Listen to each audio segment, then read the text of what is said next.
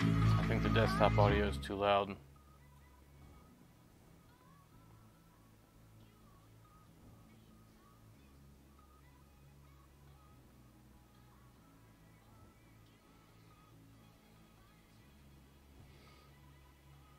Are you able to hear me?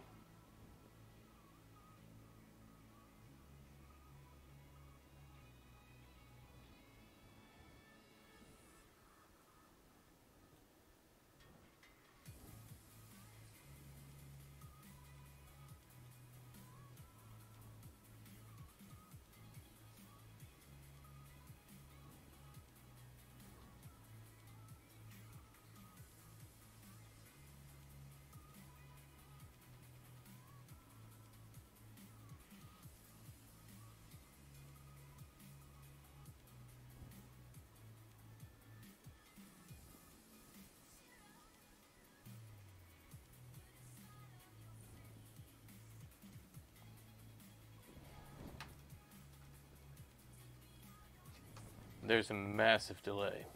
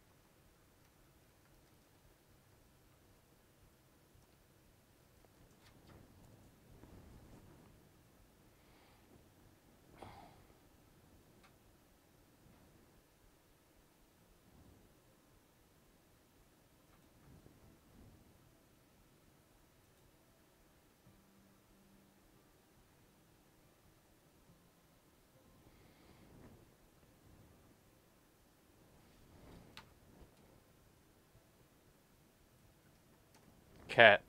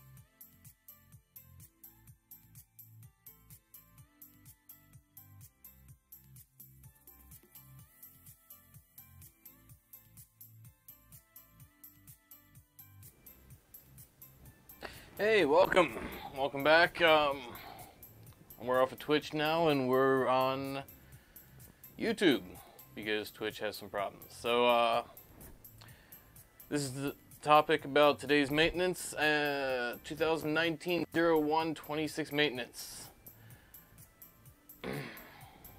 So today we have the maintenance for Beast Revamp, part 2 of 2. We have Jug Pets. They were adjusted, now they expire. Their stats were adjusted. You can't use familiar multiple times on them. You know, just a general all-around smoothing out. Not nearly as expensive as it was, but that's good. So, you know, the primary issues about Beast was, you know, it was aimed as a charmable. You know, you could charm monsters. It wasn't about, you know, just deploying a jug and, you know, having at it with Don Mulsum and huge rewards, you know, to bring back the pet's life and the pet never dies. You know, it just wasn't about that. It was about, you know, interacting with the mobs, you know, in a unique way that no other job does. So,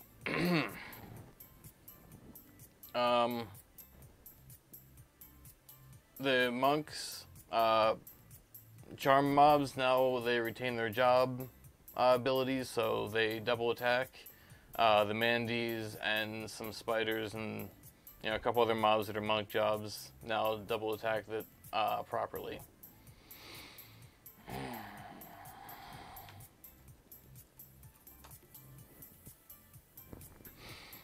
Alright,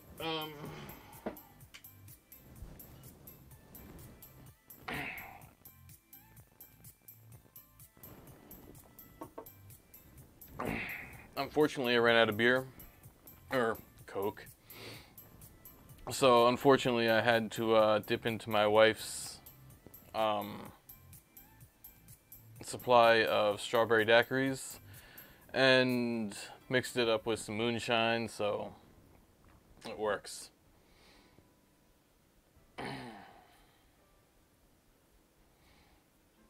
Yeah, unfortunately, due to technical systems, I'm not on my main computer, so there's going to be some lag.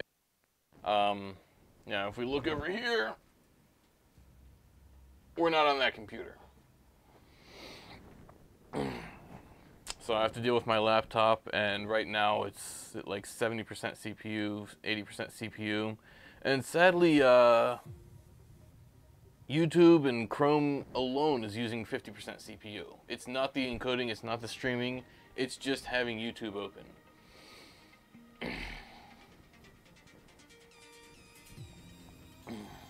So, yeah, I'm gonna work on that and, you know, figure out some better issues with that. But hopefully next time we'll be back on the main computer and we'll be streaming lag-free, and let's see what happens.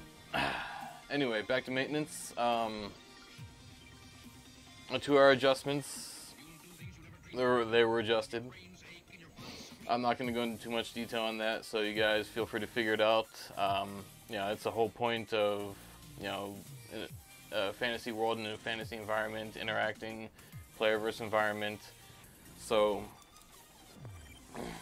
yeah, it's all about the exploration. It's not about, you know, looking up a wiki and seeing the exact details and the exact calculations of everything. Yeah, it's not how it was designed. It's not how, you know, the goal of the game. So,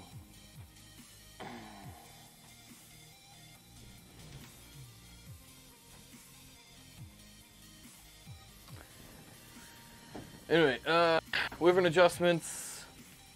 It's just the minor stuff. You know, but most people probably won't notice. Cover was implemented. It worked on my, but unfortunately it didn't work on some other people's. And you know, when they go to actual cover another player, their client crashes. So yeah, not sure about that. But yes, further testing, and you know, I'll try and get that ironed out. apparently there's another maintenance plan for this upcoming Monday, which will also the zoning invisibility. So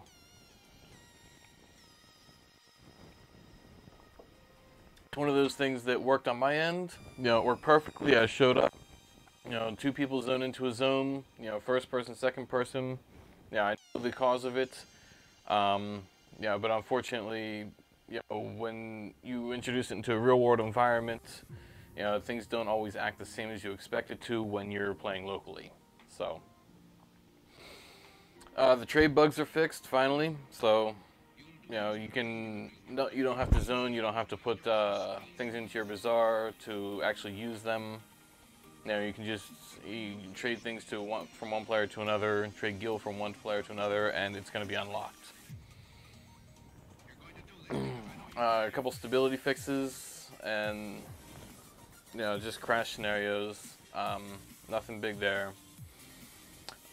Yeah, the Q-Buy BCNM. So before I forgot to put in a section where you know you actually leave the you actually finish the BCNM. So you send me a leave code, and then I send you, you know, an option to actually leave the fight. So that's good. It's fixed, hopefully. Finn, Notorious Monsters, South, West, East Shadow were adjusted, and now we have North Shadow. So have at it. Something new, something exciting. We'll see what comes of it. So, you know, as always, you know, let me know what's, you know, going on. Contrary to popular belief, I do read the forums. I read them all the time. I don't respond on the forums because, yeah, there's just way too many of you guys at this point and way too few of me. So, yeah. RMT. So this is a pretty sensitive subject and a pretty controversial subject. Everybody has a different opinion. You know, most games these days, modern games, you can go and buy coins, buy gil, buy equipment, buy gear, buy costumes. You know, they sell everything. And that's not what this game is about, and that's not what I want this game to be about. And I made this game, sort of,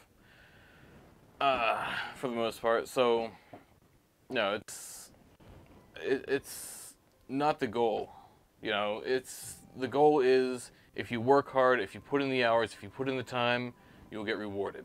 You know, and obviously this game isn't for everybody. Or this version of the game isn't for everybody. There's other options out there that, you know, if you want to buy gil, if you want to, you know, buy gear, if you want the easy version, you know, you know, there's other versions out there. You know, retail, obviously, you know, you can get to 99 in a couple hours or days or whatever. Yeah, it's just not for everybody. But for those that it is for, there's not a whole lot of other options. So, you know, we're trying to keep on track of this. And, you know, RMT, it's not going to be allowed at any point, you know, in any form. And it's really important that people understand this, that everything is tracked, everything is logged. You know, I'm going to find out eventually. So, you know, it's a problem because, you know, this whole wave goes through and there's 100 people or 1,000 people that are, you know, trying to sell gil or buy gil. It's a problem because I have to go and track this stuff and, you know, take time away from development, content fixes, things like that. So, anyway, RMT, don't do it. Don't buy gil. Don't sell gil, don't buy items, don't buy services, power leveling services. I mean, I know they're out there, and, you know, they're going to lose it. So, it's not worth it. Don't do it. Anyway, yeah. So,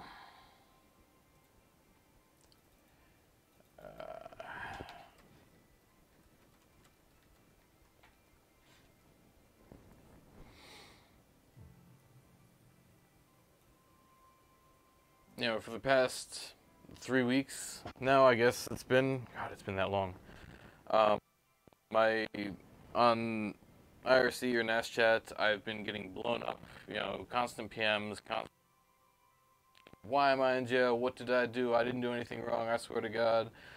Yeah, it's just it's so time consuming. And, you know, every single message I read, and if you're not there when I respond, it's unfortunate. You know, I'm gonna leave that window open. When you get back, your place is saved in Lime, so you can do that. You know, just ping me again, and then it'll come up, and you know, then I'll get back to you. You know, after I'm done dealing with the next person. So.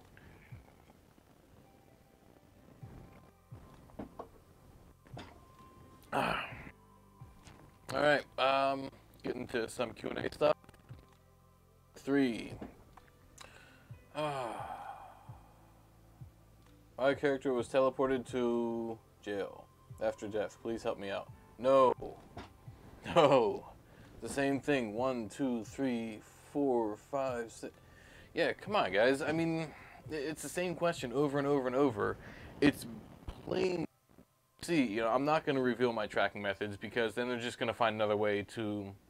The sellers are going to find another way to sell Gil, and you know that's not fair. And yeah, everybody, you know, you get what you work for, you get what you put into it, not what.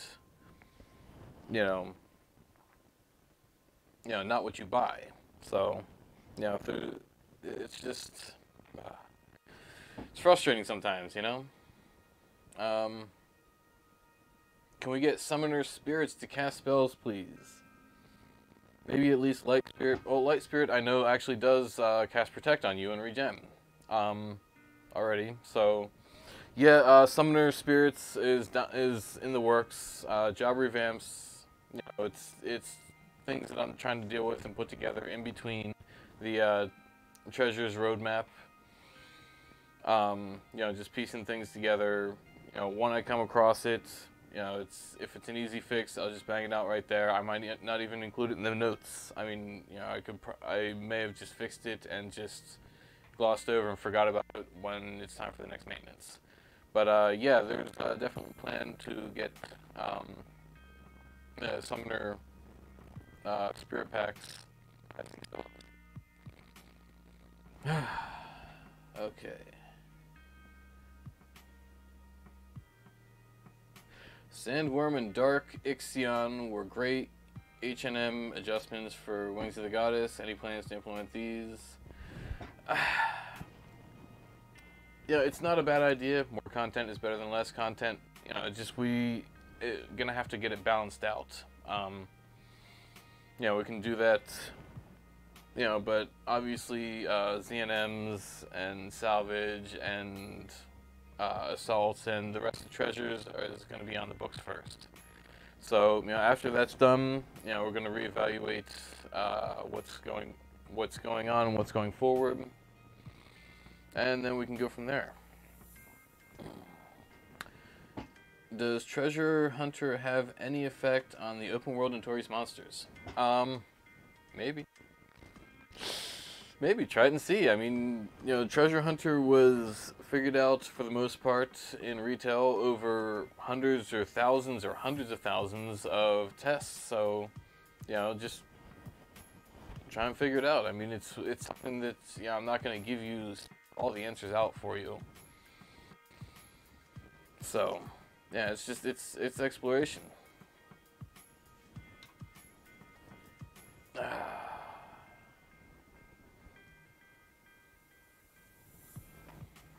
Oh, I forgot.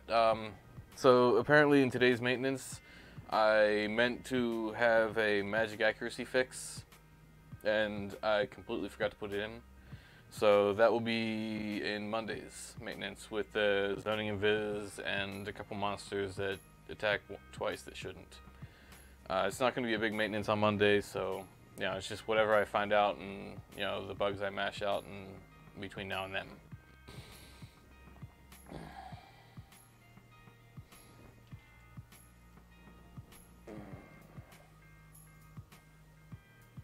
Are the auction house limitations going to be reduced from 100 to 70? the retail standard. There's not any plan for that. So there's a specific formula that I follow for how many items are on the auction house, and it's inversely proportional to how many players are playing and putting things up in the auction house. I try to keep around 70 to 80,000 items on the auction house at any given time, and the more people that put up, then there's the number of items that you are going to be able to list is going to be reduced. And that's obviously with the more active players, and 70 to 80, 60 to 70,000 is a good, fairly stocked auction house. And I'm gonna try and balance that out and keep that about 70,000. And I evaluate that every 2 or 3 months and see how many items are on the auction house and how many items, and if I reduce it to 80 or if I increase it to 120, that's gonna, it's God, I swear, it's so frustrating, this aphasia, but that's why I'm doing this, so I'm trying to get over it.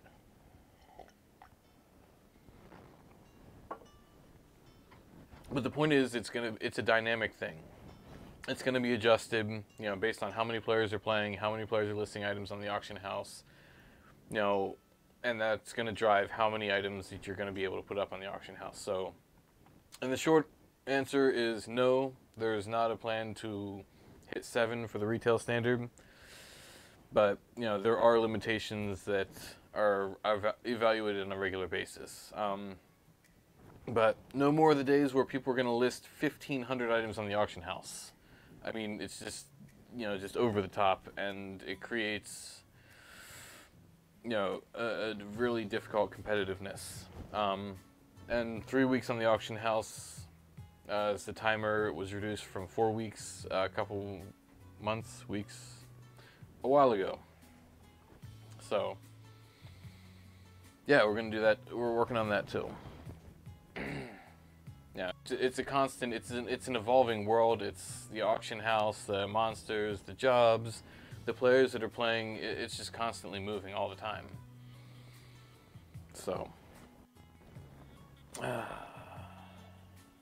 any update on the blue artifact being fixed? Oh yes, there was a thing with the door in Whitegate that should be fixed for a blue mage artifact. I forget what one, but yeah, there was a typo in that script, and that's been fixed as of last maintenance, so go try it out if it didn't work before, and let me know. Excuse me.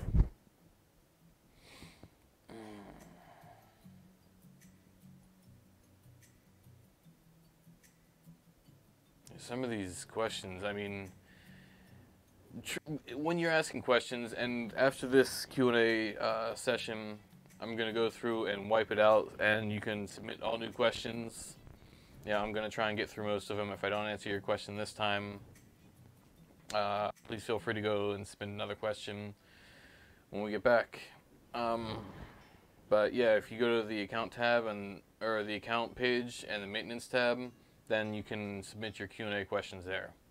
You can only submit one question, and please try and make the question make sense. If I can't figure out what you're trying to say, I'm probably not going to answer it.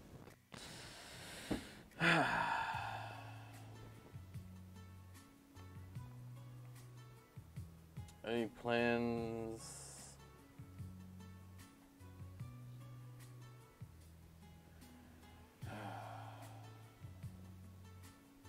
I should really go and vet these questions earlier before the stream, but it's been a really busy day, so it's been a really busy last few weeks.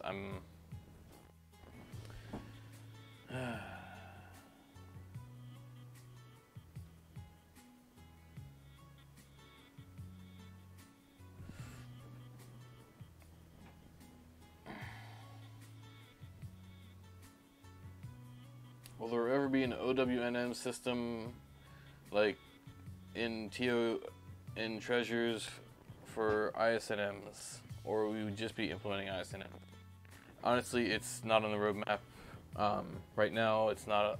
In the future, open world notorious monsters were added because BCNMs had to come out.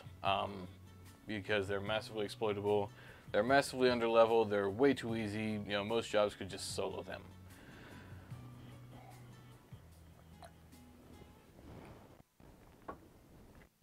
So, yeah. So I wanted to implement a system where it was on demand. The open world notorious monsters, they were exciting, they were challenging, and they were, unique. But as far as custom content, that's not the goal of, how much wild and crazy stuff can we add. I'm trying to stay, mostly as true to the 2005 experience as possible. Obviously there's going to be some changes, and some things just aren't possible, some things just aren't realistic. If you were a true retail experience, you wouldn't have things like all this extra storage, you wouldn't have linked auction houses, you wouldn't have, wardrobe, you wouldn't have all this other stuff, and we don't have wardrobe, so that's not an issue anyway. So, yeah, it's just, there's a small quality of life adjustments that have been made, but, I'm trying not to make it too easy. I feel like there's plenty of other games that have many quality of life adjustments in there already, and if you want a difficult game, you're just not going to find it.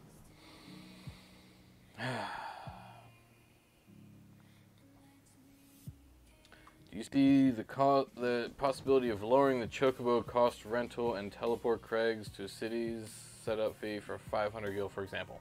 No, so the use of a Chocobo, or the price of a Chocobo, is based on how much use it gets. You can have different prices in all 3 cities, or 4 cities. You can have different prices in all 3 Craigs. It's based on how much it's used. When I opened up Treasures and got the mobs revamped, people were going crazy running out in Chocobo. And, prices people were seeing as high as 10,000 gil. And, that's a lot of money, but, it's supply and demand,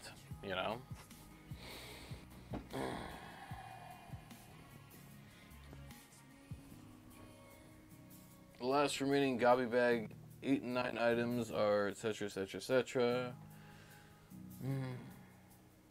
Yeah, they're out there. They're actually in game. I'm not gonna compare, unlike the Monomi scroll.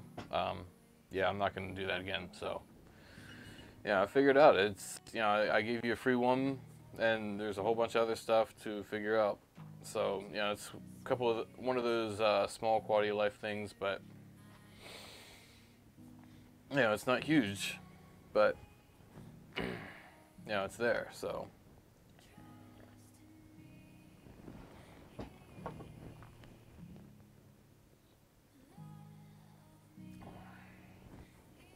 Do you have any specific ideas on when you're going to implement Beastmaster to make them a little bit more competitive in endgame events? It's not the point of Beastmaster. Not every job is an endgame job. Some jobs are solo jobs, some jobs are an exploration job. Not everything is going to be great at everything. It's something. Some jobs are going to be stronger in some scenarios, some jobs are going to be stronger in other scenarios. It happens. I mean, it's unavoidable, but it's just what it is. It's part of the what makes Final Fantasy XI, such a great game. It's so much variety, so much no 2 things are alike. It's you can't just approach like a BCNM with any combination of jobs. You need the best possible setup to ensure your chances of success. And obviously there's going to be multiple multiple setups that you can go in with, but it's just not. It's not everything is good at everything. So it's part of life. Beastmaster is not a super endgame job, and there's 17 other jobs that you can level up, and you can change jobs whenever you want. You just go into your Mog house, talk to your Moogle, or access the Moogle menu from the start menu, and change your job, level it up, and then change it back, and then your old job is still there. It's not designed to one job all the time, every time. You're gonna have sub jobs. You're gonna have, in most cases, you can have multiple sub jobs. So, yeah, I mean, it's just not everything is gonna be good at everything. Just plain and simple.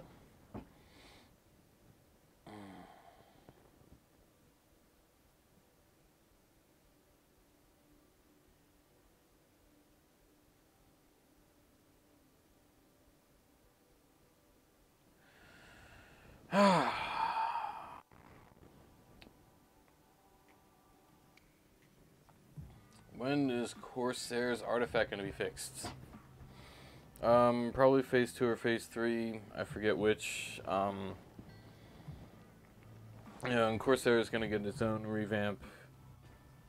At some point, probably in between or after the treasures roadmap. But it's on the list. We're trying to focus on the jobs that have bigger problems first. Then obviously we just got Beastmaster. Blue Mage was a mess, and that's mostly fixed. I mean, there's a couple things that are going to need to be tuned and adjusted for that.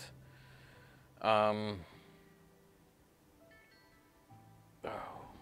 was I going to say? Yeah, and now Puppet Master's in the works. It's like 50% done. And just hopefully people don't cheat and don't break the rules and things like that. And we're gonna have,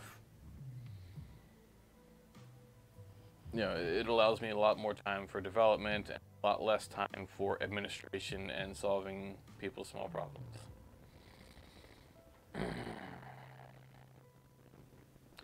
Alright, so were you in the service for 5 years? I thought you were a military man. I was, actually. I was in the United States Chair Force for 2 years. About 18 months in, I was blown off an airplane. Not like when it was flying, it was on the ground. But those F-15s were actually like 15 feet up when they're on the ground with the landing gear deployed.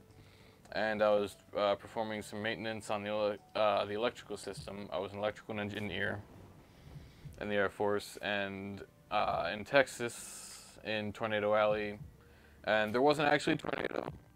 It was pretty windy that day, and a gust of wind hit me when I was up on the ladder, and I fell, and I tore my rotator cuff. 6 months later, they showed me the door. Well, they did surgery on it after 6 months of physical therapy. It still wasn't fixed, and they showed me the door, so stuff happens, It was an experience, though. I was in Wichita Falls, Texas. Was my first duty station. I was at Lackland. I was at Biloxi. I met a lot of great people there. When I first got into Final Fantasy XI, it was through some friends of mine that were in Wichita Falls, Texas. And I miss Texas. It was exciting. It was probably one of my favorite places to live. It was exciting. It was a good time. Yeah, I remember one time we got 6 inches of snow, which is not common for Texas. Everybody has their pick-em-up trucks. And people were sliding all over the road. They had no idea how to drive. So it was pretty hilarious. Yeah, so that was my military service. Yeah. What kind of car do you drive?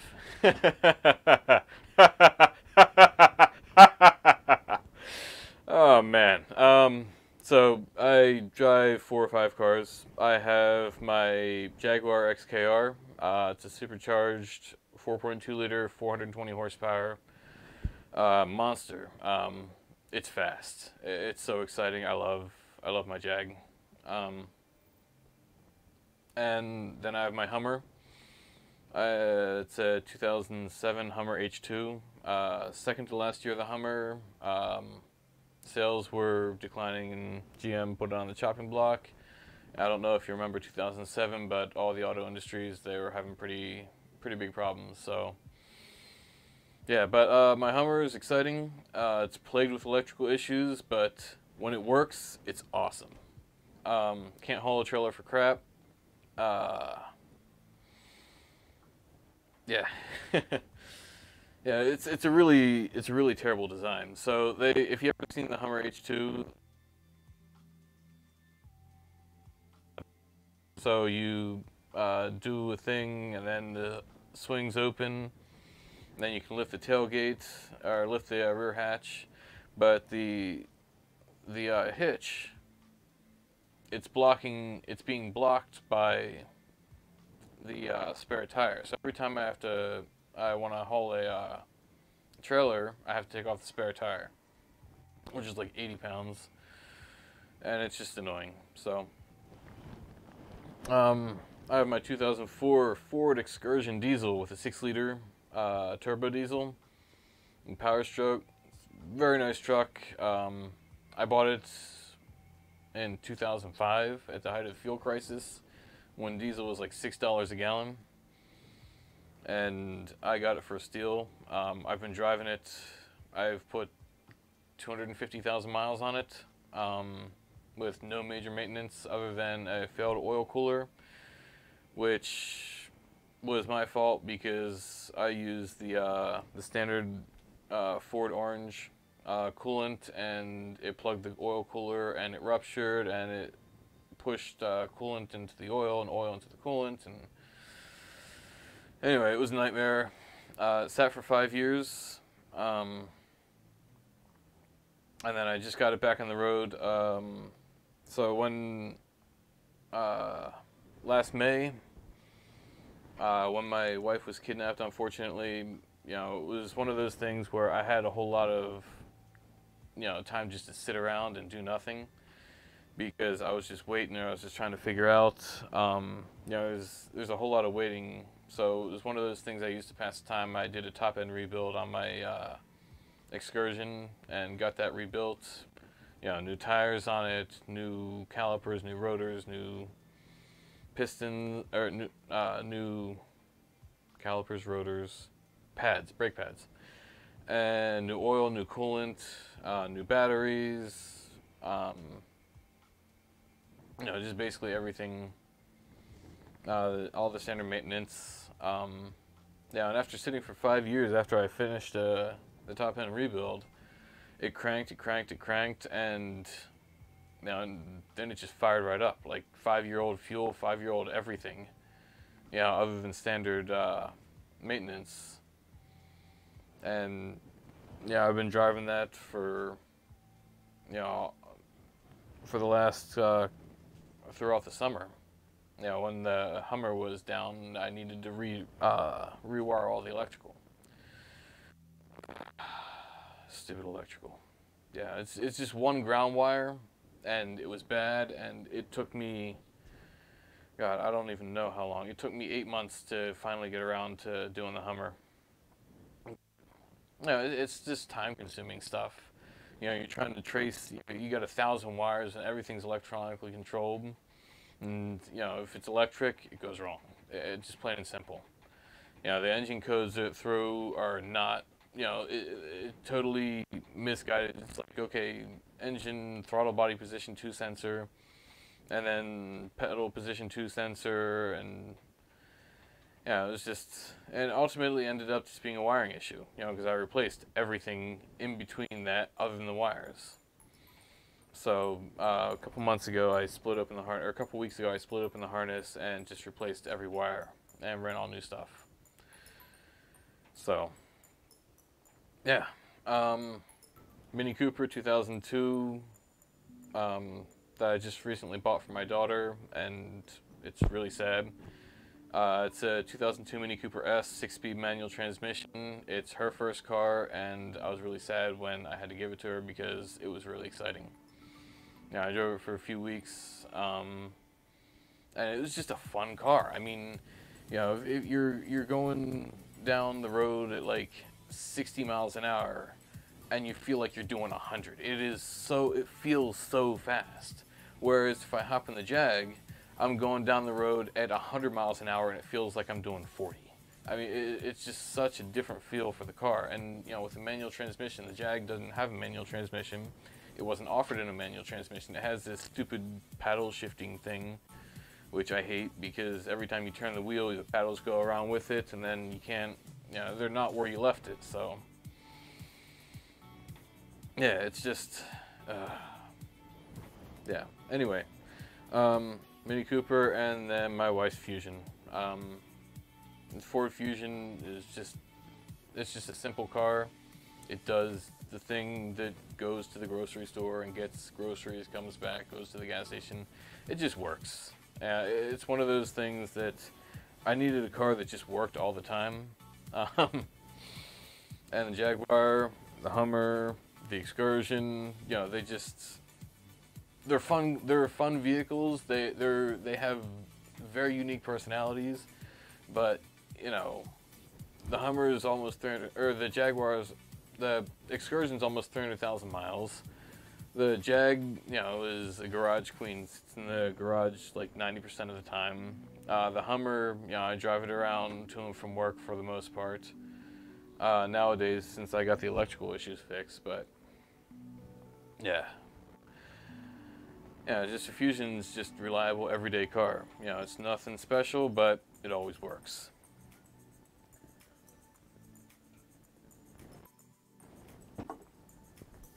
Anyway, next question. Are you going to investigate the recent bannings of people that didn't actually cheat? Or should they just kick rocks and lose the time they invested in due to fallacy encoding? Okay, so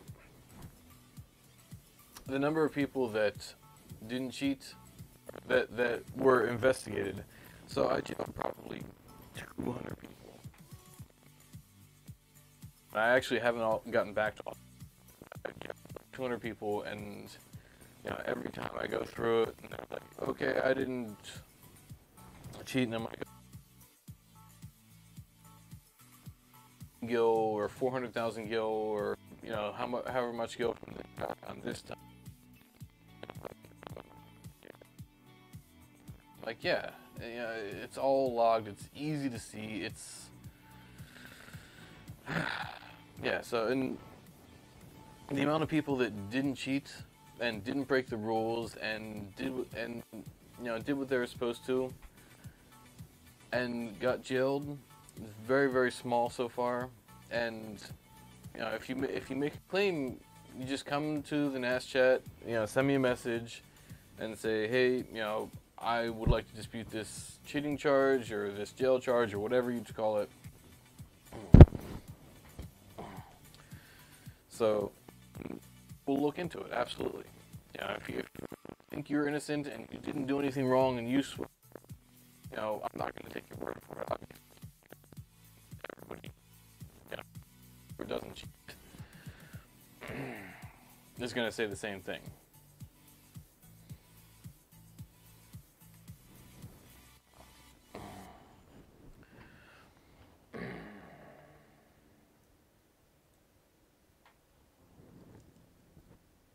Are we having mic problems? Oh, hang on for a second.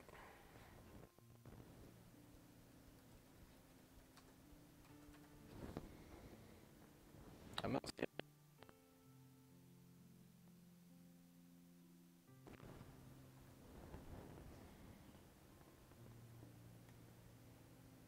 All right.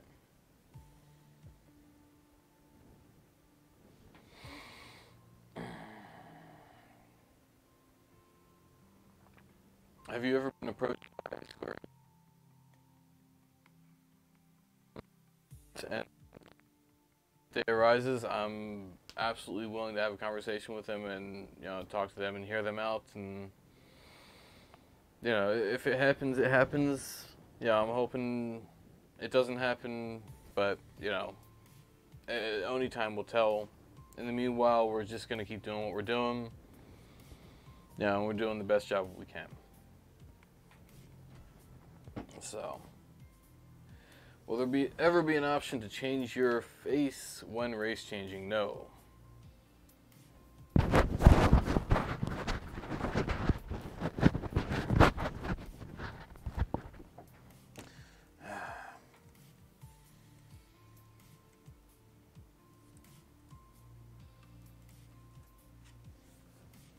Apparently we have microphone problem.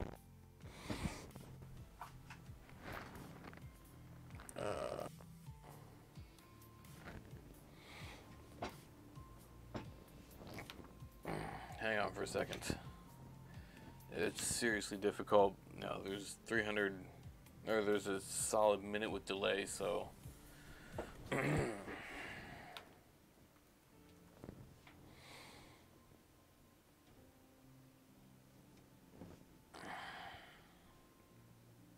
Alright, please stand by. We'll be right back in a minute.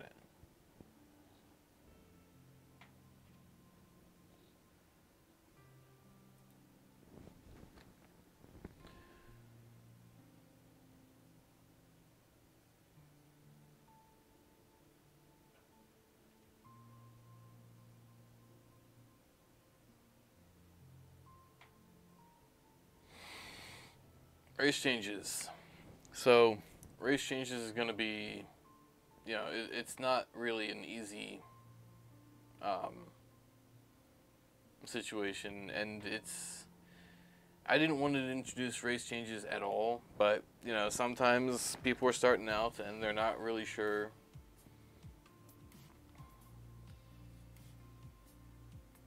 They're not really sure, if they're new to the game or if they don't know what direction they want to go in. That's I've made that concession for race changes, but we're not going to go too crazy into it.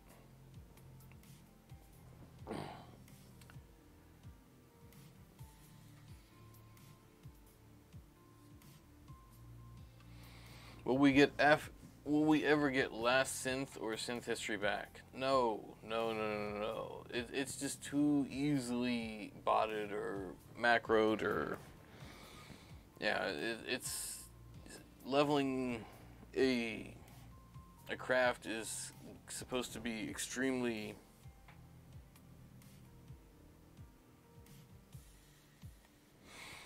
it's supposed to be time consuming. It's not supposed to be easy. It's just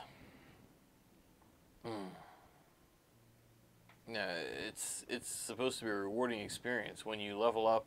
You finally hit that 100, and it's going to be tough. It allows you to make the items in the game, in the world. It's not supposed to be something to just cruise control through.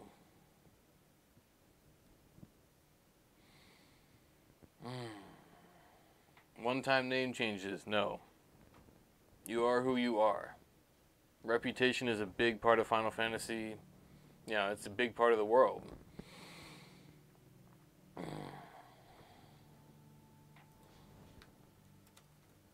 You shouldn't be able to just change your name, change your race, and just disappear and be some other person. It's part of the game. You are who you are. Make the best of it. You can't just go and screw over a bunch of people and then change your name.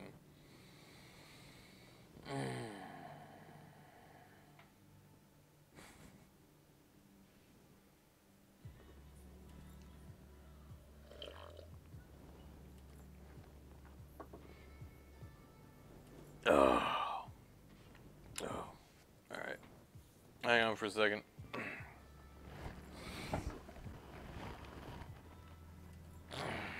I'll be right back. Need to grab a drink. I ran out. Hi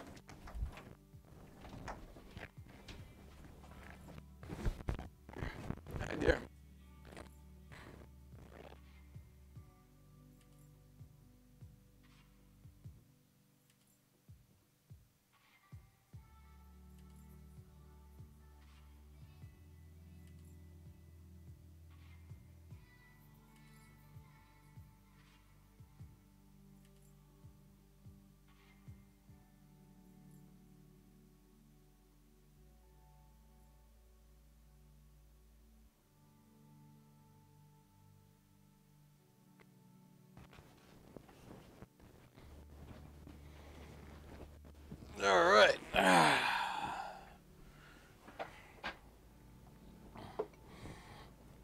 Seagram's escapes peach fuzzy navel. Oh boy.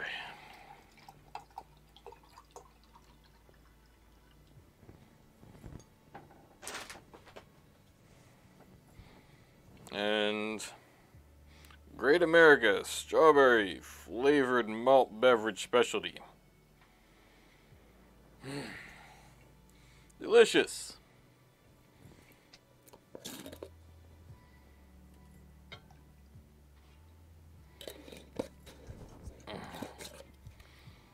All right.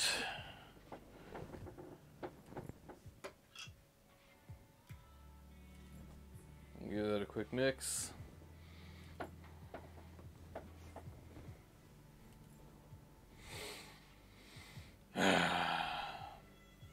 Nobody's getting a Game Master flag at all. Plain and simple. Yeah, I've been down that road in the past, and it just doesn't work out well.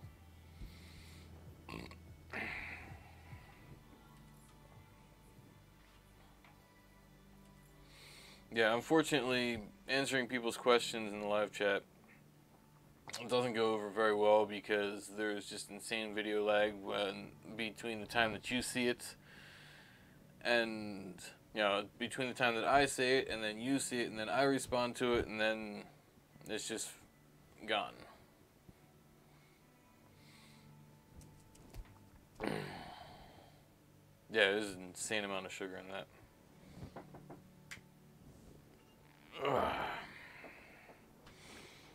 But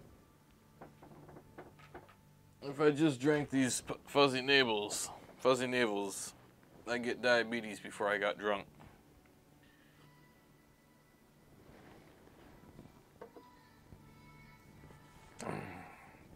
No lock style. It's not gonna happen.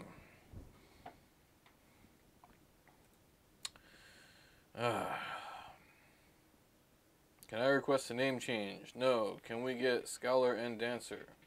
No.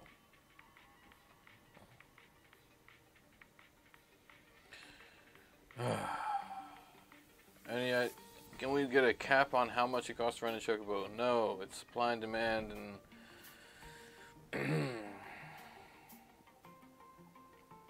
these questions are not interesting.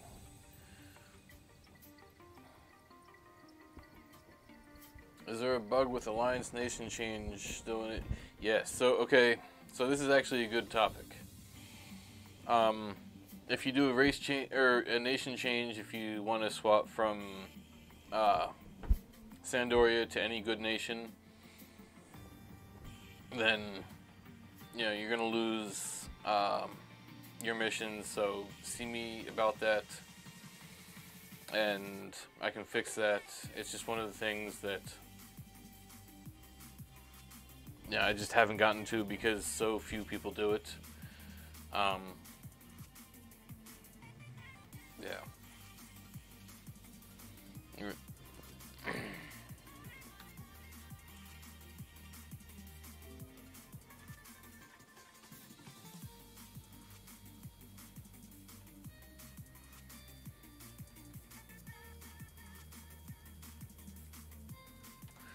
Alright, so the audio issues were due to this new wireless microphone system, and I was actually sitting on the microphone, or the mic pack and the broadcaster, and then it got hot, and then it started to have issues. So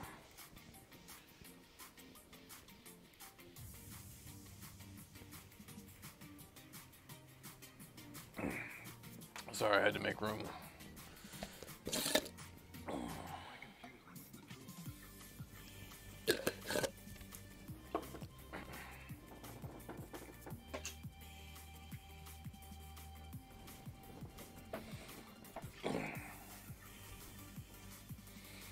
Anyway, when will the BCNM 60s be opening? Oh God, soon. I hope. I mean, it's just there's so many different things that I need to work on, so many problems that you know, we have the bugs that come up, and there's just so much stuff to do. I'd love to have BCNM 60s today, but you know, I just had to deal with 3 weeks of RMT stuff and security issues and security patching where some idiot could log into anybody's character, or they could log in twice and duplicate all their stuff. Yeah, I'm not going to name any names for Sace, but this guy has been plaguing the server for, you know, years and years and years with cheating, and you know, every time he cheats, yeah, or if anybody cheats, it takes time from development. You know, imagine what I could have gotten done in the past 3 weeks if I didn't have to deal with the RMT stuff. I mean, and it's a double-edged sword because it's good and bad. You know, it's good in the sense that I'm figuring out the bugs, the crashes, and the exploits, but in the sense that it's bad, it takes time for me to figure them out, and by the time I figure it out, it's already leaked into the economy. Whereas if somebody figured out an exploit or a bug or a problem like that, and they just brought it to me in the NAS chat, and you know, then I could figure out, and you know, I can figure out what I'm gonna, you know, fix for it before it becomes a problem, and before I have to, you know, search all this other stuff. You know, going through the trade logs, going through the chat logs, going through the bizarre logs, going through the NPC logs, going through the drop logs, going through everything like that. You know, there's just a whole lot of stuff that it has to deal with. You know, I have to deal with if, you know, depending on when I find out about an issue. You know, and I found out about this issue, you know, a month in, after it had been happening for a month. Yeah, it's just so, yeah, we have an economy. We have, you know, a currency, and items have value because we have an economy, and it's a relatively stable economy. You know, and if I don't track that stuff down, it's going to be wildly unstable. So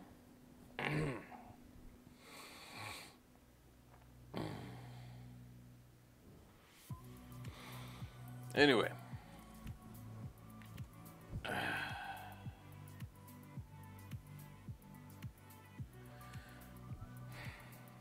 can we do something about the guild generated from fishing? It creates a ton of guild out of nowhere, and it makes the economy hell for new players. Well, there's not really... How do I say this? There's not really an issue or exploit or anything like that with Gil. It's just the fact that, you know, there's so many people doing it. Like, so many people. You know, and, you know, I run anti-bot systems, I run anti-cheat systems, and, you know, I go through cheat detection and fish bot detection and stuff like that. But, you know, I haven't, you know, it's just a matter of the amount of effort people want to put into it.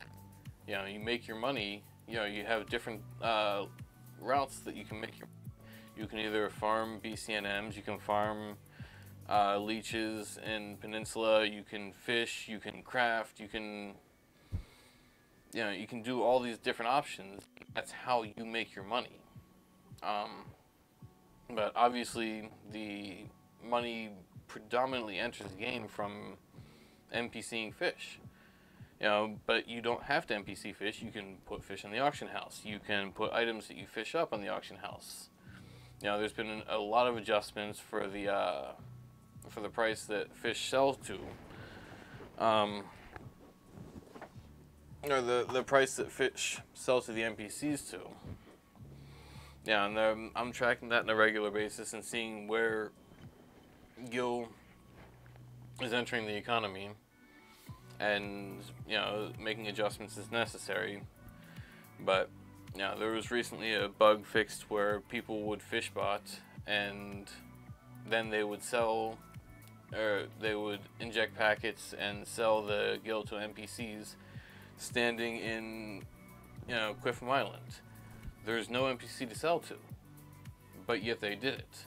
So that, it was one of those things that was fixed, and that's, hopefully going to be, balancing out the economy. But, there's an average rate of guild entry for 7,000. It's the average rate of guild entry is 7,000 gil per person per day, entering the economy, and that's remained relatively consistent over the past 3 or 4 years, as long as I've been tracking it. And it's relatively healthy. There's money entering, and I'm currently trying to figure out different ways to take gil out of the economy as well. So,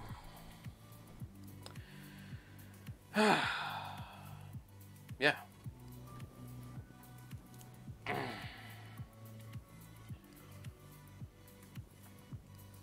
The point is, I'm watching the economy. I'm watching how much is going in, how much is going out, what players are doing with their money, how players are earning their money, how players are spending their money.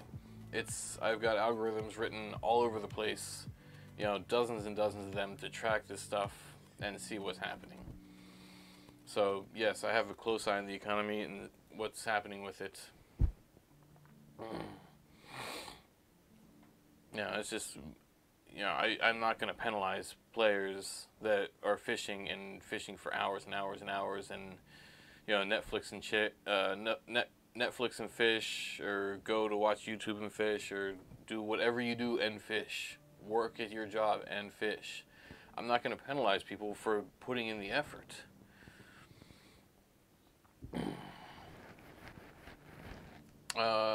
75, 80 guppy bag items. They're in there. They're a ridiculously low drop rate, but they are in there. So, and in there is the world. So you're gonna have to find them. Kill every mob 1,000 times. Maybe you get one.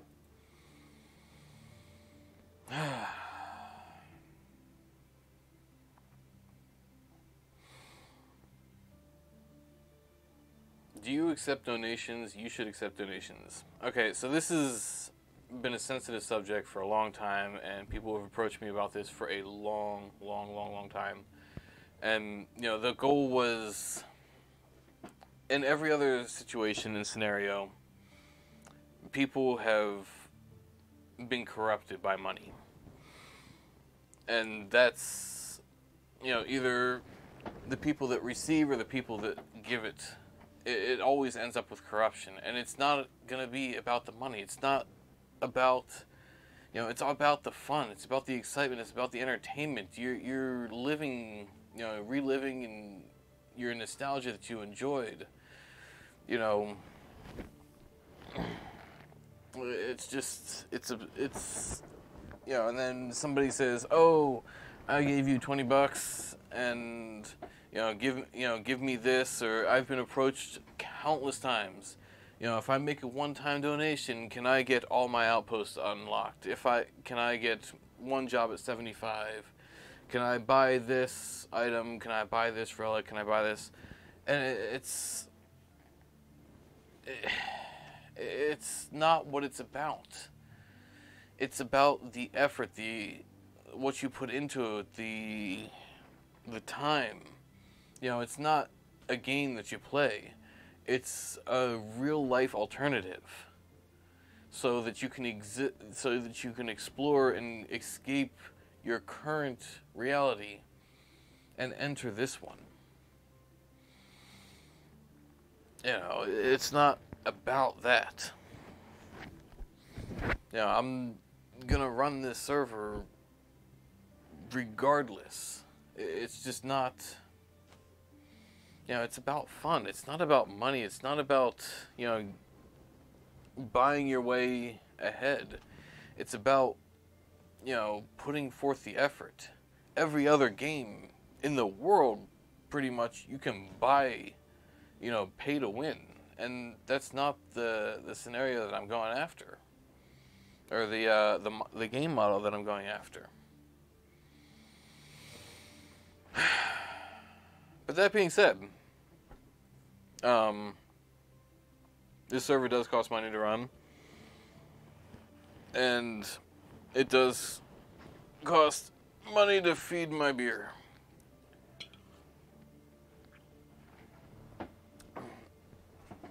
So if you do want to buy beer, you know, that's fine.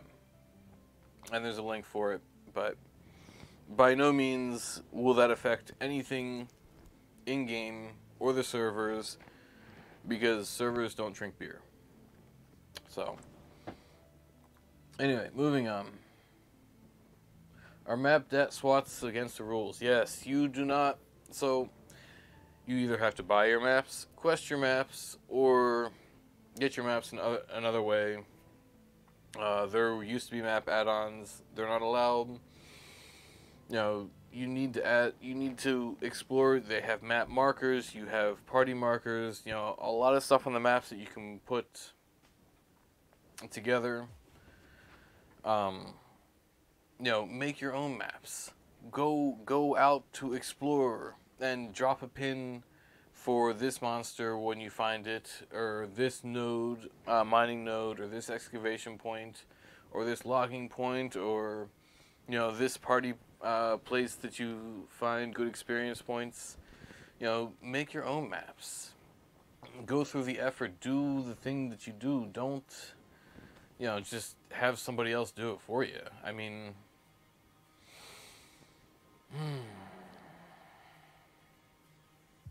how can you support the server and stuff?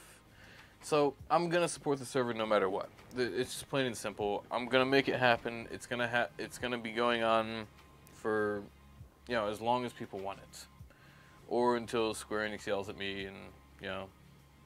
And then there's other options if that ever happens, but there's contingency plans in place that I won't go into detail. So, yeah, there's plans for that. But yeah, as long as there's a demand for the server and Square doesn't have a problem with it, by all means, I'll be running it to the best of my ability, 24/7. You know, I spend probably 60 hours a week. You know, it's not just coding, it's, you know, just general administration, it's PR, it's problem solving, customer service, social media, and coding. It's not just one thing. There's just so many aspects and so many sides to the game. Monitoring, you know, regulation. You know, as I was talking about earlier, I watch the auction house on a regular basis. I watch how people make gil. I watch how people spend gil. I monitor the gil rate of the economy, just to make sure that things are stable and steady. So,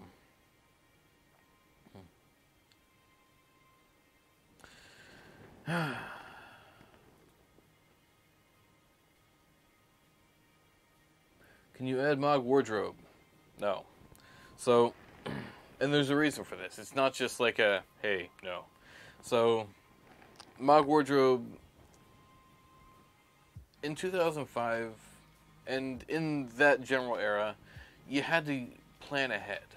You know, before you left your Mog house, before you left town, you needed to know what you were going to do, what gear you wanted to take.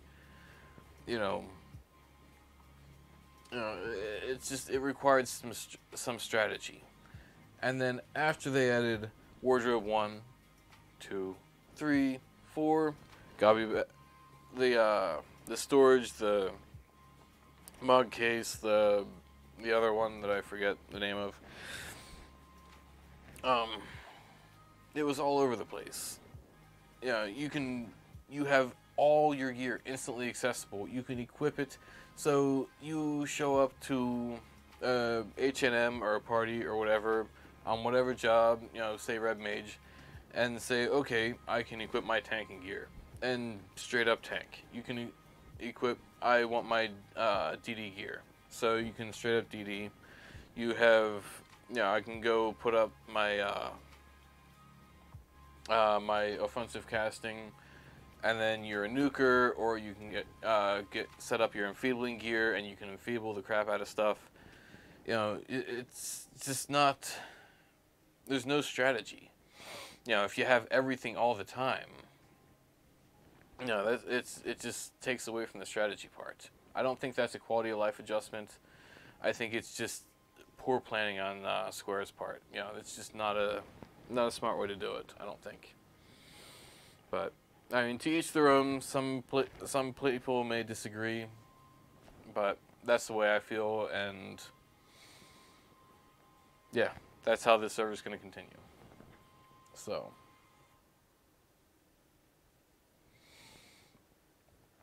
can you give us the ability to change or add to the sidebar in the wiki? If not, could you add missions, endgame, map, whatever, etc., etc., etc. So, yeah, if you want changes to the wiki, I'm not gonna. So there's a fine line between access to the wiki and what you can do. You have to specify certain things. And if I allow an access to the sidebar to the wiki, it would allow access to everything in the root, and that's not going to happen. But feel free to drop me a private message on NASChat, and if you want changes or things like that to the sidebar. And I mean, I may not get to it right away, but absolutely, I'll get to it when I can. If I forget, if I miss it, just drop me a reminder once or twice a week. I can work with you to get that done.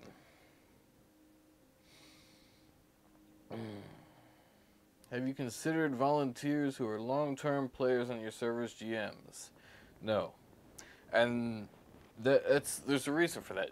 Game masters cannot be a person who is playing. And a person that is playing cannot be a game master, because it's a direct conflict of interest. Even if they're not knowingly Puffy. Even if they're not knowingly Garfield. Oh.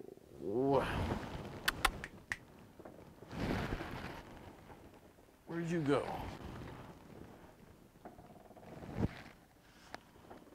Hang on.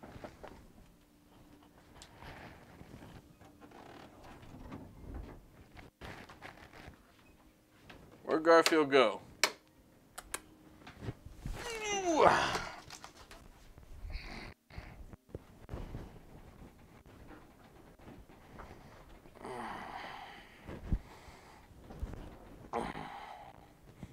Yeah, so game masters, with being players being game masters, it's just a problem. It's a conflict, and even unintentionally or unknowingly, they can easily,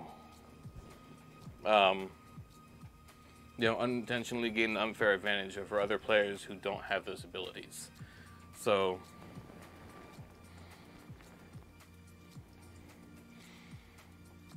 yeah, that's not going to happen.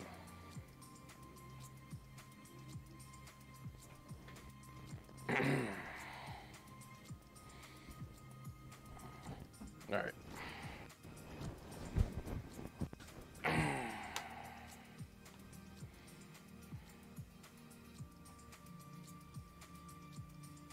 Will there ever be signal pearls?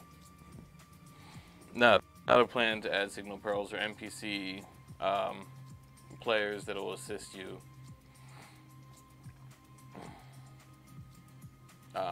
Yeah, it's all about the players. Just play the game with other people. It's not about soloing the game. Yeah, it's about playing with others and forming relationships and forming friendships and all this stuff. Yeah, it's just not the goal.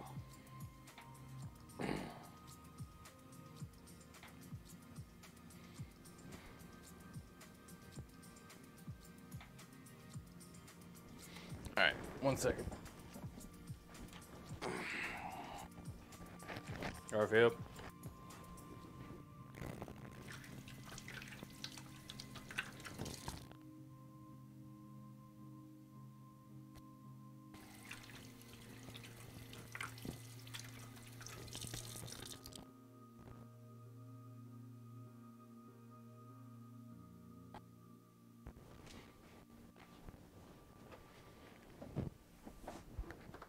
Alright.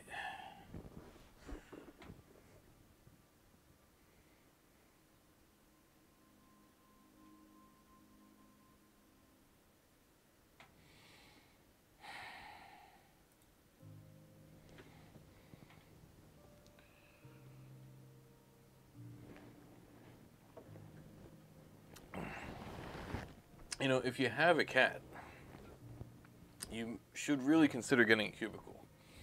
So, I got this cubicle for free off of Craigslist. You know, it's a standard 8x8 foot cubicle. It has the overhead compartments. It has dual filing cabinets. But the best part it has is fabric walls. And that means your cat can walk, climb, you know, scale the walls. And Garfield and Clara have a great time with that. So...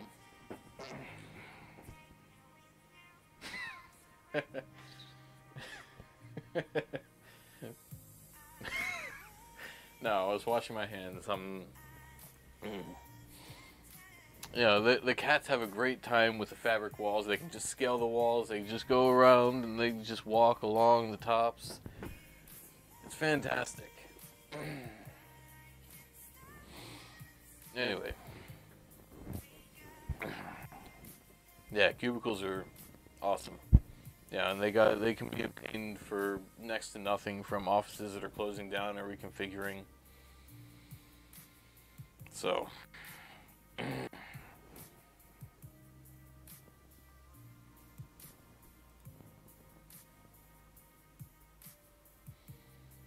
can I please have my main back?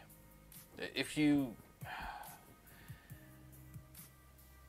in this case, it was a person that bought Gil, and yeah, no. I don't IP ban for the most part, but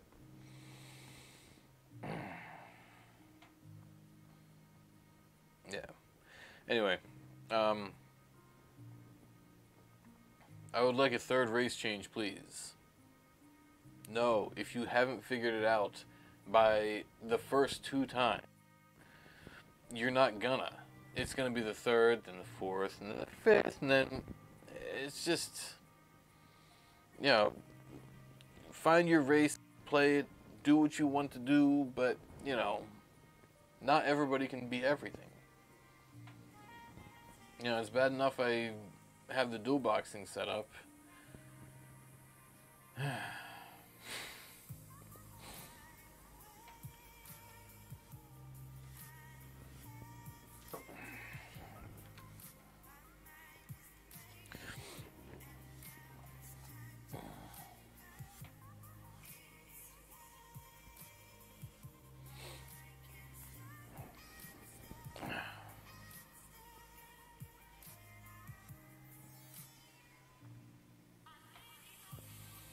Is it possible to have cross-city shouts on the server, forums, or etc., etc.? So, shouting, or no, yelling is currently in the works. I kind of forgot about that and got sidetracked by a couple other things. So yell is going to be region-wide, so the Bestock region, and then if you go out the Gustaberg region, it will be North Gustaberg, South Gustaberg, and Kronstadt Highlands. And I think Guskin and Palborough fall in that too. And yeah, then there's it's going to be region wide, so it's going to be easier to find parties, to find missions, to find help, to all this stuff. There's going to be a 15-minute cooldown, so it obviously can't be abused. But yeah. Anyway, yeah, yelling is currently in the works, but shouting won't be cross-city.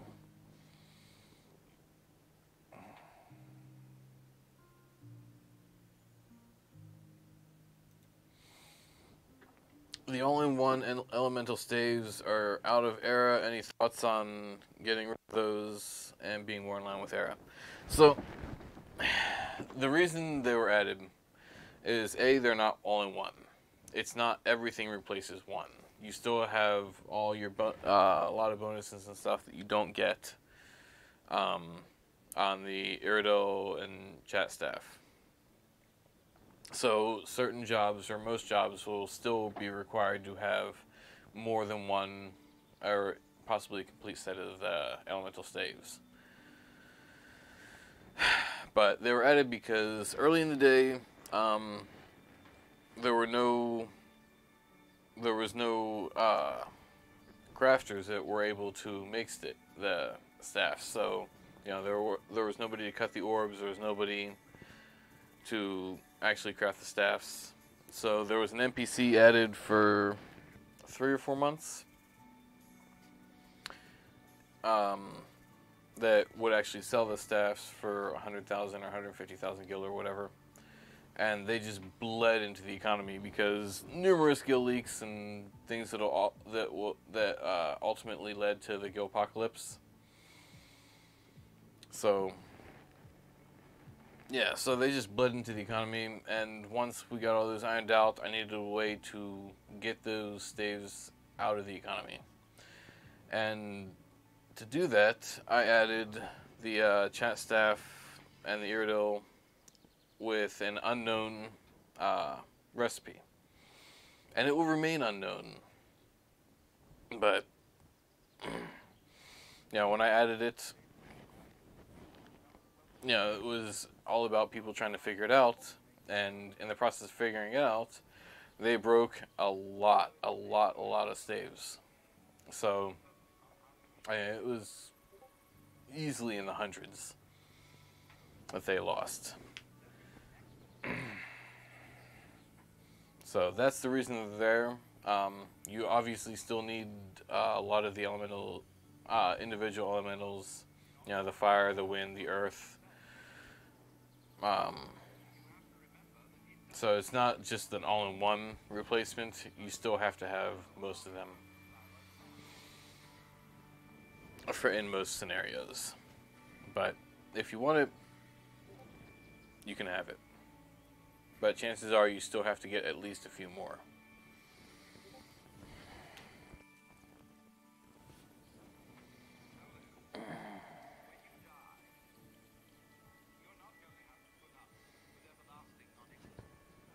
Do you love Tarus? Tarus are the best.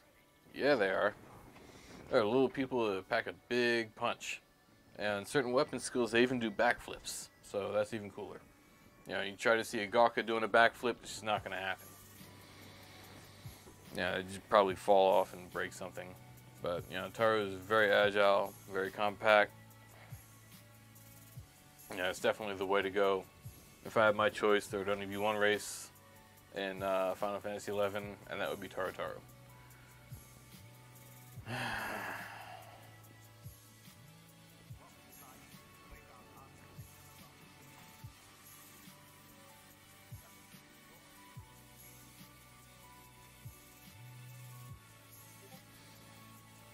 Okay, contrary to popular belief, the conquest system is weighted. So I added that years ago. It's from a weighted system because 40% of the population was windy, 40% of the population was Pistak, 40% was sandy, 40% was Pistak, and then 20% was windy. And they're like, okay, we never get outposts and all this stuff, and complaining. So I introduced a balanced, weighted conquest system where it takes into account the amount of active players in each nation and applies an adjuster for the conquest system based on how many players are playing.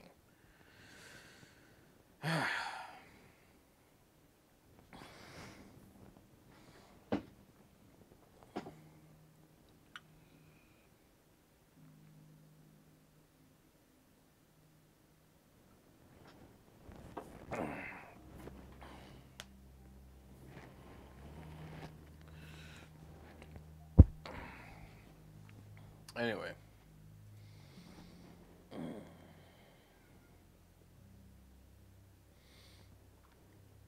Hello, Nasomi. Can you look into the issue affecting the Oppo crown, where food Pamamas and wild Pamamas are not giving the food buffs, and the crown can never activate? Yeah, that's been on my list for about 1,000,000 years. This is one of those things that it just keeps getting bumped by bigger and more important and more crushing and more pressing matters.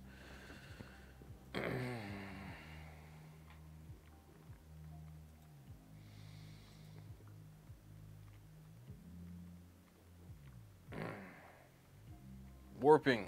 So the main part about Final Fantasy XI is the travel. The world feels big. It feels huge because it takes time to get places. If you have a city to Juno warp, or if you have a Juno to Kazam warp, or Whitegate, or just all these warps everywhere that Square added somewhere along the lines, it just makes the world feel small, and it makes it feel, it's just not as exciting. So, yeah, I remember when I first was starting Final Fantasy XIV, and I was playing with that, and the world kind of felt big in the beginning, but then when you unlocked all the warps, and the world just shrunk. It felt small. You didn't have, you could get anywhere in 5 to 15 minutes, and coupled with outpost warps and the Quiffum outpost to Juno to the cities, you can get almost anywhere in the world 15-20 minutes. I mean, it's not instant, but it's certainly not a long time. So,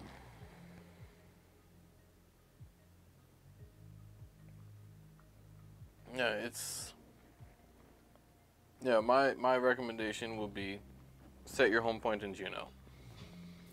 Once you're 20 plus, your parties are all going to be in Quiffum anyway, and then Kazam, and then Crawler's Nest, and then it's that type of progression. Then when you're done with Crawler's Nest, then you have Whitegate, in which case you can warp to Whitegate. It makes sense for Juno to be the centralized area, but people seem to insist because they want to run longer to their party places when most of their party places are in Juno, or in close proximity to Juno. Or if you can ask for a teleport, Hala or Dem, or what's the other one? Yeah, and then get to the dunes. But once you're 25, you can't go to the dunes anymore because you can only sink down to 10 levels, and everybody's sinking down to like 12 or 13. Very, very, very few people that I've seen sink to anything higher than 15 in the dunes. And then you have Kazam, the airship in Juno. It's just a central location. But Juno will never be a central hub so long as the auction houses are linked. Well, they're not going to become unlinked. It's just not a fair.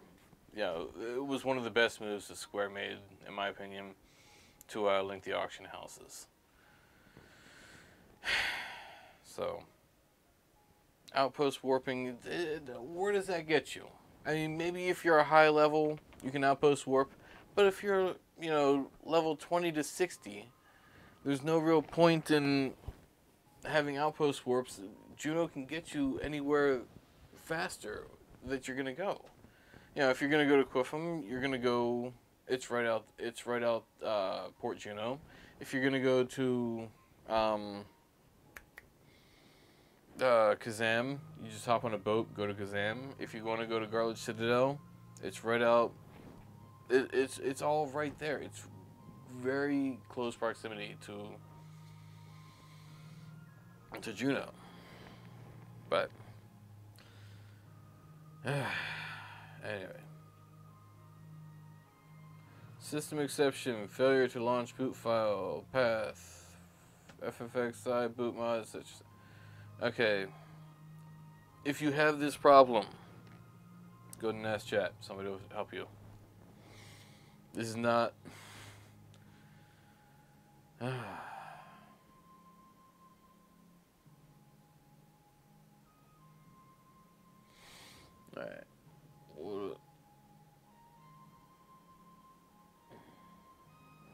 age limit break 5 soonish, or like a month or 6, or never. Maybe this week, maybe next week, maybe in a year. I mean, it all depends on, what. There's so many variables, and it's why I don't like to advertise, when's in my roadmap and when things are going to be developed, because honestly, I don't know. Something I could mean for it to be this week or next week, and then 10 things can come up that will take massive priority over it. So, yeah, I mean, or maybe it's easier than I thought, and it was just something that needed to be switched real quick. I mean, it's impossible to predict timelines sometimes. And if you talk to any coder and ask when it's going to be done, the answer is always going to be when it's done.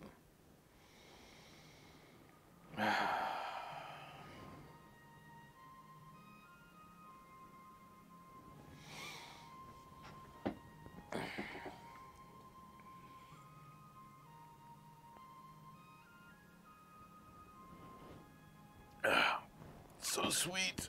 I swear to God, tomorrow I'm going to buy a case of Guinness. And Guinness is the choice beer because it's the it's not the carbon dioxide, it's not the CO2 carbonation, it's the other one that name escapes me for whatever reason. Basically smaller bubbles. You just pack more in. And it's delicious. I mean, it's just thick, and it just never fills you up, and it just keeps... It's just a really good beer. Or Coke. Pepsi? Maybe. Anyway. Speaking of which, do you regret outing yourself as Pepsi? Yes and no. I mean, when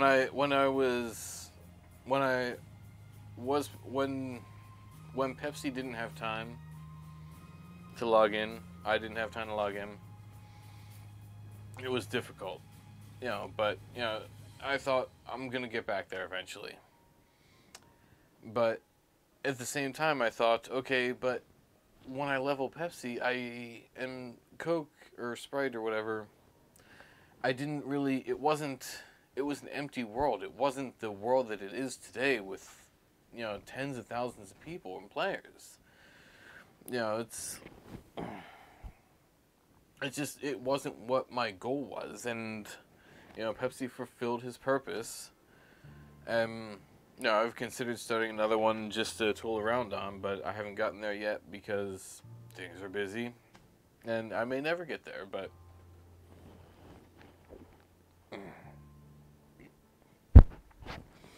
Yeah, it's just... But it made me sad, though, because Pepsi was part of me. It was... And once I... let people know who he... Yes, nitrogen. Nitrogen was the Guinness, yes, smaller bubbles. Doesn't get you bloated and make you gassy and all that other fun stuff. So you can just drink more. Oh, nitrogen. Yes. It's so delicious. Anyway, yeah, Pepsi. And but eventually Pepsi wasn't dead. I could go back to him before, I mentioned it. Now Pepsi didn't always AFK. He did stuff sometimes. I mean, gradually, as I became busier, I had less time than Pepsi.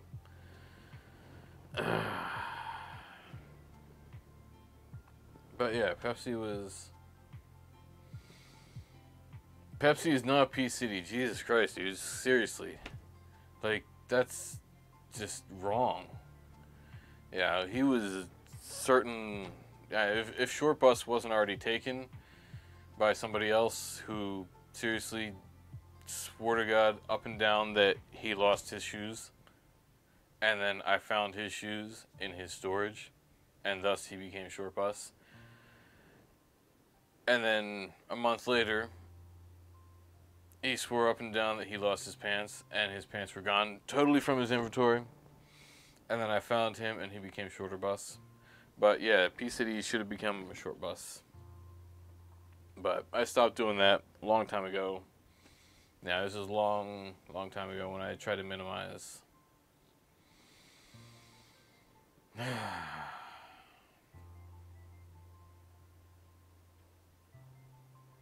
Anyway, so a screenshot of my character from retail with job levels and progress and whatnot.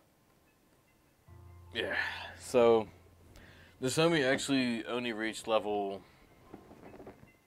68 Black Mage and was hacked. And I lost Nasomi. And then I petitioned Square to, opened up a GM ticket or whatever to get the actual Nasomi back. And it took 6 months for them to respond to my ticket, and I had to go have my driver's license faxed and notarized and my original keys in my game, and it was just ridiculous. And then submit all this stuff to actually regain the Nasomi. But meanwhile, I leveled another character called who I named Araxia. And I was in Prophecy Reborn in the Carbuncle server for years and years and years and years. And I had a 75 White Mage. It was the first 75 that I ever had. The second 75 I ever had was Ninja.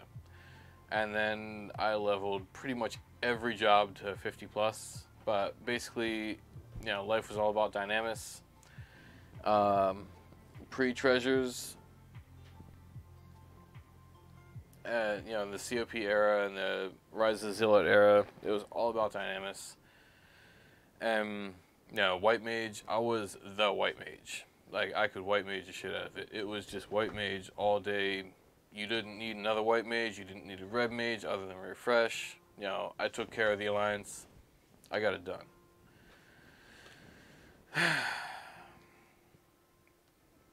Yeah, and then I was like, hey, treasures came out.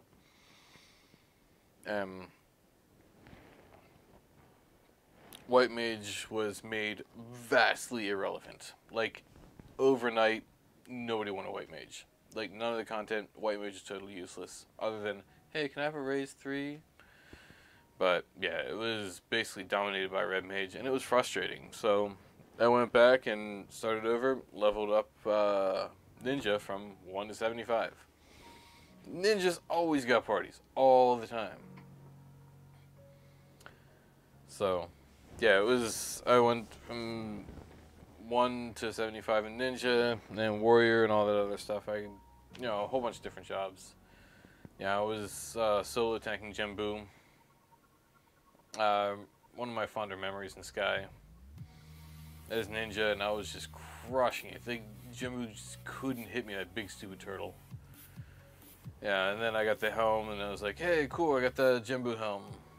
And, yeah, it was, I leveled Summoner to 50. I leveled, what was that other job? I don't know, I leveled a whole bunch of stuff to 50. But, I mean, it was a long time ago. And I've clearly baked and drank my brain cells for memory away.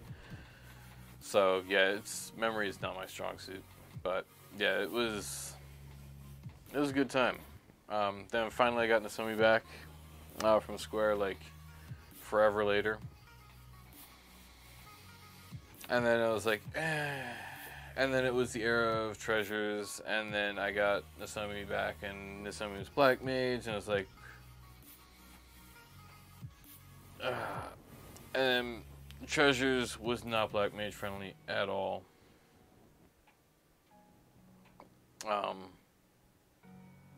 So yeah, I went down that road. Yeah, and just Nasomi just sat at 68 like forever.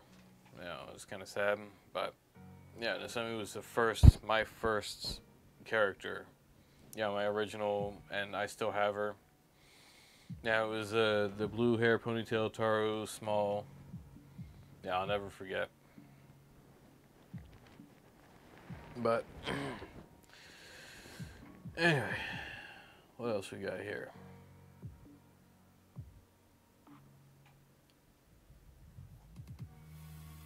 I'm just kind of skipping around.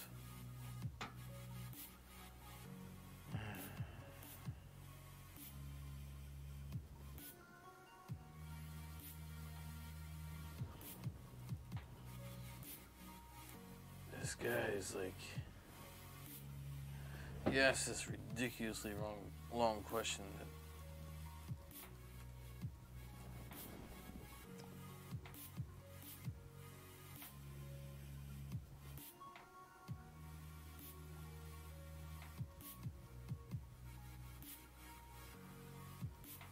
he goes on, instead of some wishy-washy pinning an endorsement by Nabutsu, can we just get endorsed by you so there's no ambiguity? I think the server is awesome, but his interpretation of things are very polarizing. Respect for him. But this guy doesn't ask an actual question. Like, all this going on, but he forgot to ask an actual question. So, Dark Ixion and Sandworm, will we ever see them? Maybe. Maybe. We'll get there. Maybe. Can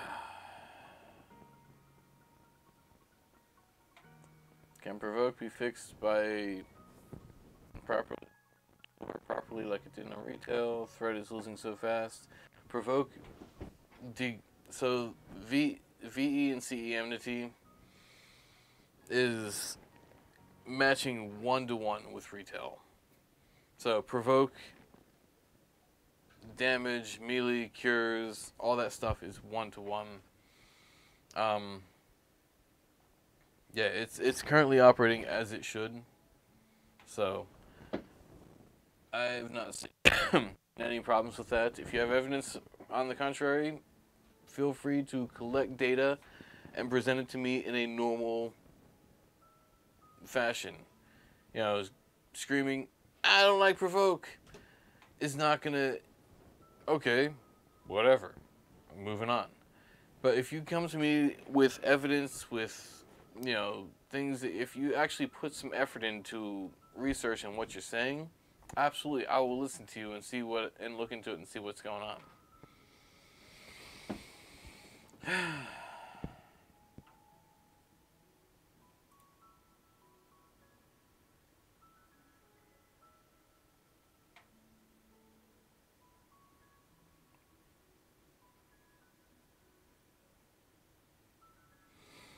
Why did you decide to include treasures? So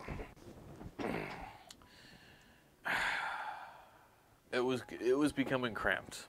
You know, it was, and people were too lazy to go out and level in Boyota Tree, and too lazy to go out and level in U something range. And you know, and they were perfectly viable XP spots, but people just didn't go there. You know, they just crammed into level cap areas, in which case I hit a nerf for level cap areas for experience points. And then they went around and circled around the Beastmaster pets, which weren't properly tuned. So there was a nerf on them. And then, yeah, it's just such a big, wonderful world. And, you know, people don't experience it as much.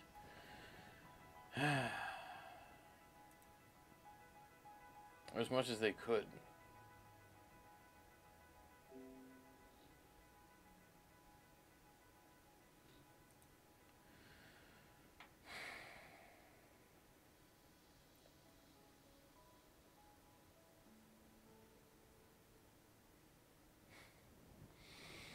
Anyway, it is getting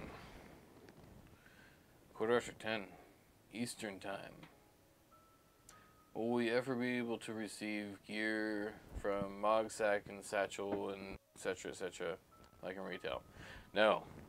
So, it's I touched on that point again and earlier that you have to plan. It was in 2005 you had to plan and pick what gear you wanted to take, so you couldn't go out in the field and have everything under the sun at your disposal. Windows is giving me an error. Your computer is running low on memory. God, I want my actual computer back. But thanks to a Windows update, when my computer goes... Oh! Ooh, fluffy. Oh.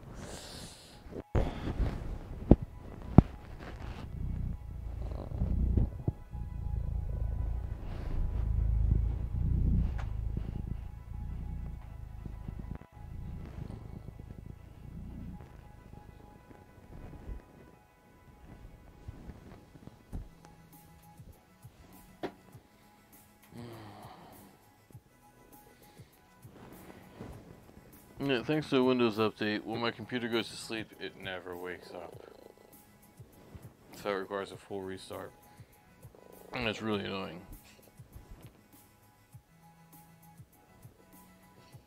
How you doing there, Hovey? What you doing? Oh. You okay there? Cat breath. Ooh. Oh, man.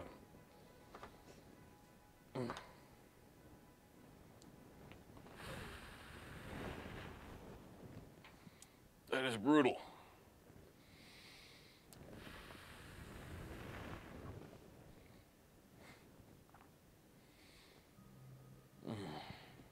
Anyway, how was I talking about? Windows update killed my computer. Latest drivers, latest everything. I don't know what one did it, but I'm not feeding the cat anything.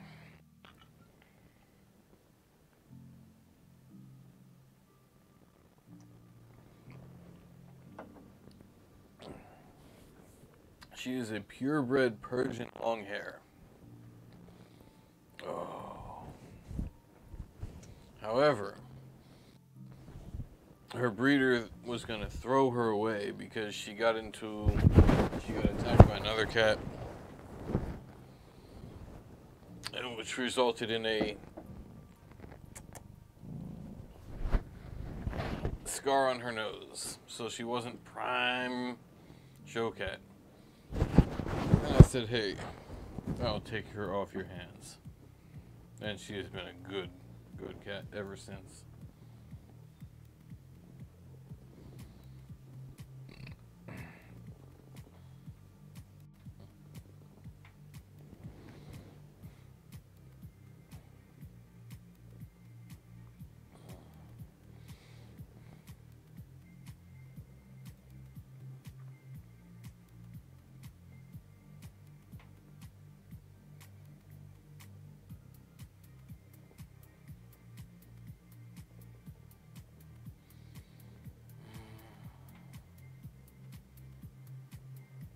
Is Garrison in the works? Oh god. So Garrison has been, I put in a mammoth amount of effort to try and get it working for the Garrison 20s, and they sort of work. Yeah, it's just, but that's the thing. It's difficult to test one thing versus test myself versus other people. Something that works just for me locally, it just may not work in the field. And, some players have actually managed to engage it, beat it, and do everything, and get the Garrison gear. But more often than not, it results in monsters killing everybody, crashing the zone, and just causing all around problems. So at some point I'm going to try and get that fixed and revamped, but probably not today or tomorrow. Or the next day.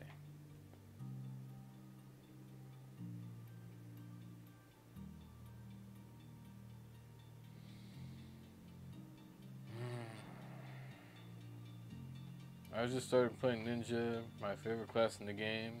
I have a question about Ninjutsu. Can you burst at all with it? It's been a while since I've looked at that. Figured it out. If it doesn't, tell me. It's so easy. All you have to do is skill chain and then burst. And if it doesn't happen, tell me. Just stop in the NAS chat, nasomi.net or .com/chat. Links at the top of the website. And just let me know. Will delivery boxes ever be fixed? Turned on again. It's in the works. I'm working on it. But it's a lot of work. There's a lot of things that go on. Delivery boxes work. Okay, there's no question about that. God, cat fur in my mouth. The problem is they're exploitable. Via packet injection, via various other methods. They're exploitable that people could insert infinite items, they could take out infinite items. Alright.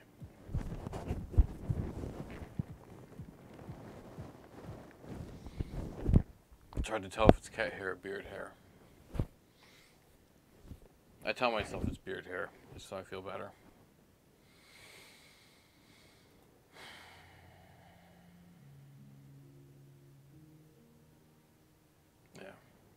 Anyway.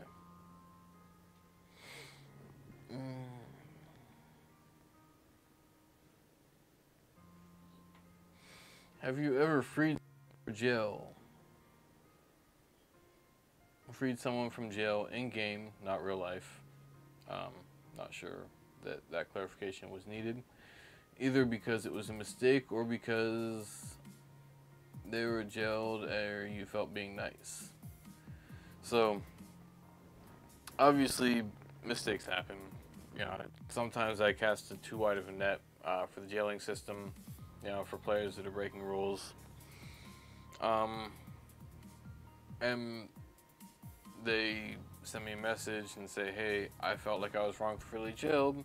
And then I look into it and said, oh, yeah, you were, my bad, sorry. And then I let them out.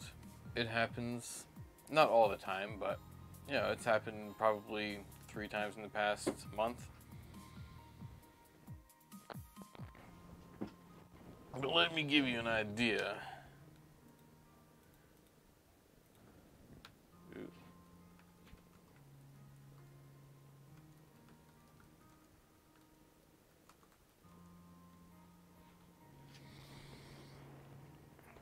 There's 530 people in jail. 6 months ago, I purged all the jail people.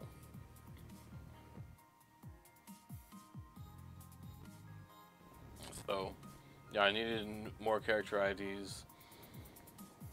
Best way to make room was to purge jail. There hadn't been anybody jailed recently in like the last month. There was nobody gonna, petition for an error. Oh, I was jailed in error. Please let me out. There was nothing going on. I needed character IDs, and I purged jail. So in the past,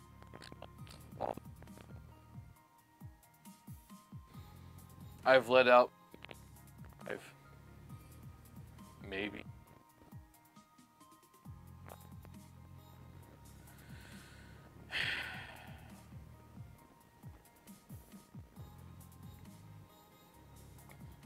So, but if I do cast too wide a net, and you didn't do anything wrong, please let me know.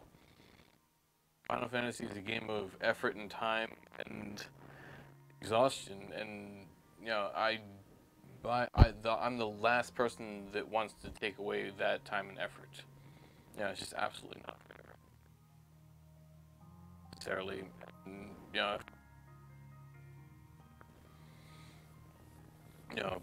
please, continue to. My biggest fear is to jail somebody who didn't actually deserve to be jailed. I believe absolutely suck, and I'd hate it, and if it was me, I'd hate it.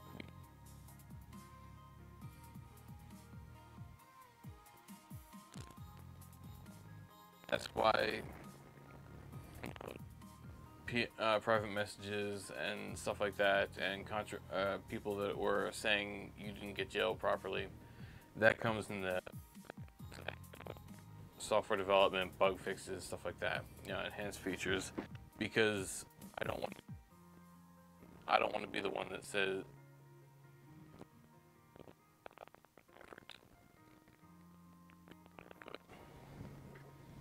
assuming you didn't cheat. Big assumption.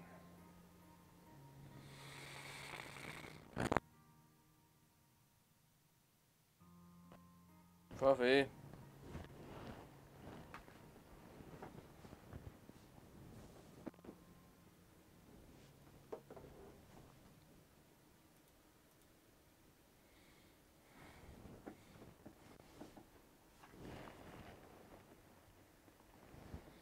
Your battery's full pack.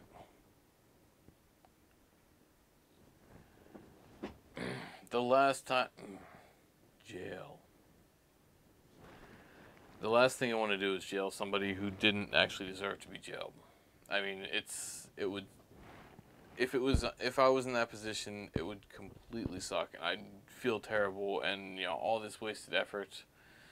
Yeah, it's not my goal to jail people who don't need to be or deserve to be in jail.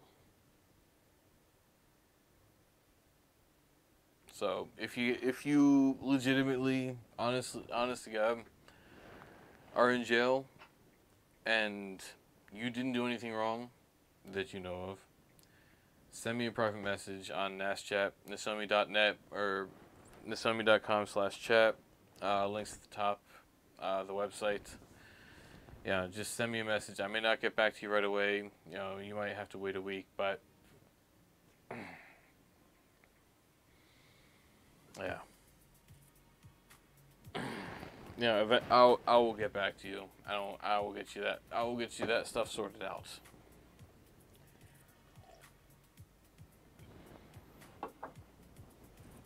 If you received a 1,000,000 gil donation from a player who has donated gil to 30 other players, yeah. And then one player or 5 players admit, "Oh, I bought gil. Sorry, man. Can I get my stuff back?" No. You're not gonna get out of jail. If it's a confirmed and known gil seller,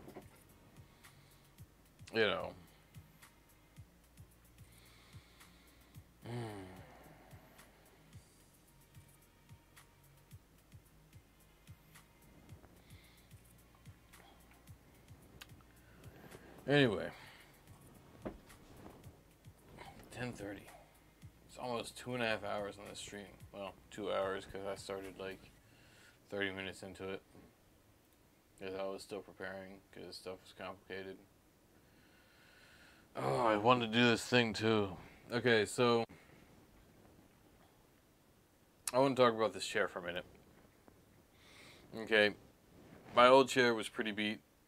Some people may have seen the Facebook posts or Twitter things about chairs. This chair, I give it 3 out of 5 stars. It's the something chair that somebody can link in the chat. It does all this fun stuff, but